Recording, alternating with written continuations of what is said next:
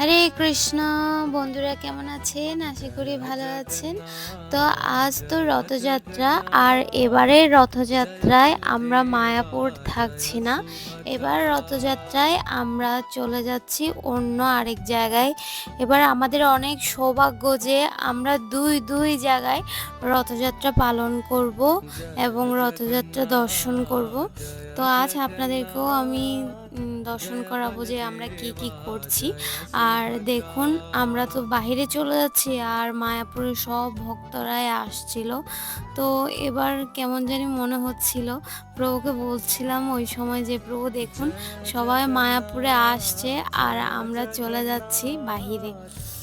তো প্রথমে চলে যাচ্ছিলাম ঘাটের দিকে, আর আজ এতই ভিড় ছিল, কেননা সবাই রাজাপুরে জগন্নাথ যে রথযাত্রা হচ্ছে সবাই দর্শন করবে, আর প্রভু টিকিটটা নিয়ে নিচ্ছিল। আর আমরা আজ প্রথম শুরুতে যেখানে রথযাত্রায় যাব ওইটা হচ্ছে বর্ধমান নিমতলা। ওখানে এবার প্রথমে আমরা ওখানে যাব, তারপর আমরা আরেক জায়গায় যাব, সেটা হচ্ছে সমুদ্রগড়। দুই জায়গায় এবার রথযাত্রা পালন করব। তো বোটে উঠে গেলাম আর চারিদিকে দেখছিলাম। বোটে দাঁড়িয়ে আমার অনেক ভালো লাগে, নৌকায় চড়তে অনেক বেশি ভালো লাগে। আর এক পাশে তো যাচ্ছিল, আরেক পাশে আসছিল, এই অবস্থা এতটাই ভিড় ছিল। তো চারদিকের আবহাওয়াটা অনেক ভালো লাগছিল, কারণ আমরা জানি আজ বৃষ্টি হতে পারে। বাড়ি থেকে যখন বের হচ্ছিলাম তখন অনেকটা রোদ ছিল। প্রভু বলছিল আমাকে যে আজকে তো আমরা ভিজেই যাব।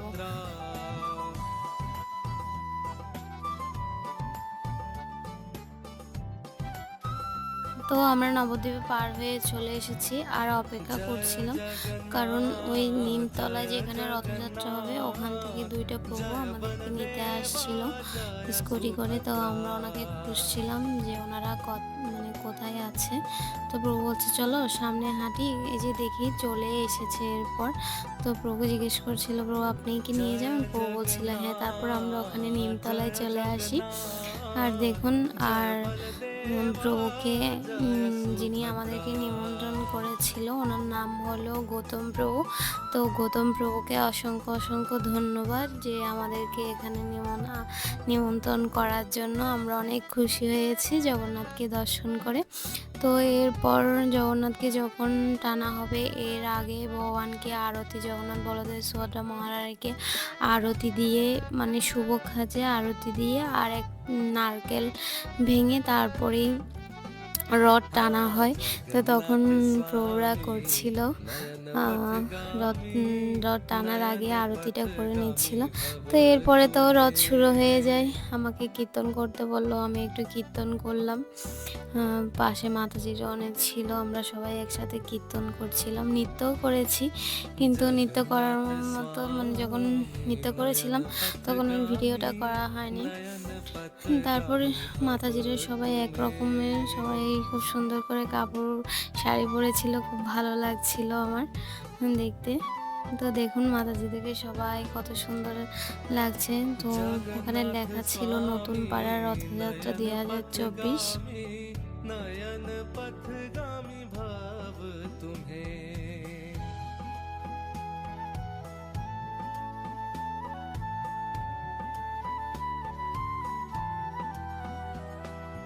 जगन्नाथ स्वामी नयन पथगामी भाव तुम्हें। राधे राधे बोलो राधे राधे, बोलो राधे राधे, बोलो राधे राधे राधे।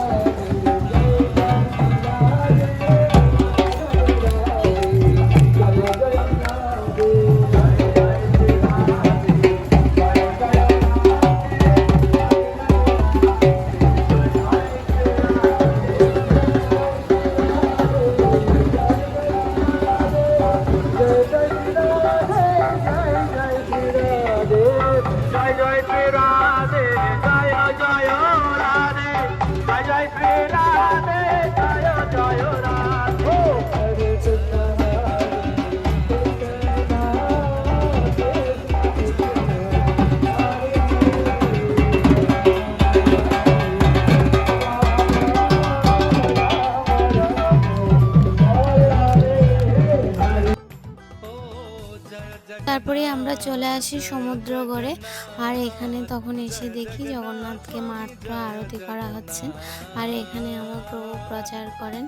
আর আমরা যখন ওখানে ছিলাম আমরা তো পুরো ভিজেই গিয়েছিলাম, কারণ প্রচুর বৃষ্টি হয়েছে। তারপর অনেকটা আনন্দ লাগছিল, কেননা রথযাত্রা এই দিনটি বছরে একবারে আসে, অনেক আনন্দই হচ্ছিল। তারপর দেখুন সবাই দাঁড়িয়েছিল, জগন্নাথকে দর্শন করছিল। আর আমরা যখন ওখানে ছিলাম তখন তো আমাদেরকে সবাই অনেক ফোন করছিল। তারপর আমরা অনেক কীর্তনে চলে গেলাম।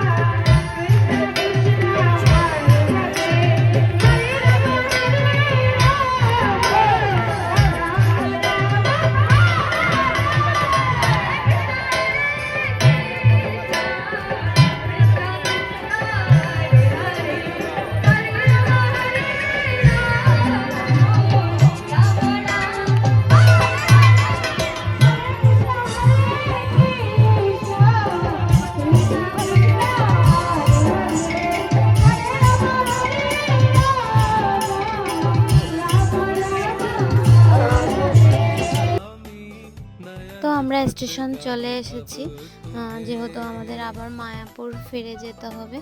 দেখতে দেখতে কিভাবে সময়টা পারও হয়ে গেল। তো আমরা দাঁড়িয়েছিলাম, তখন ট্রেন আসেনি।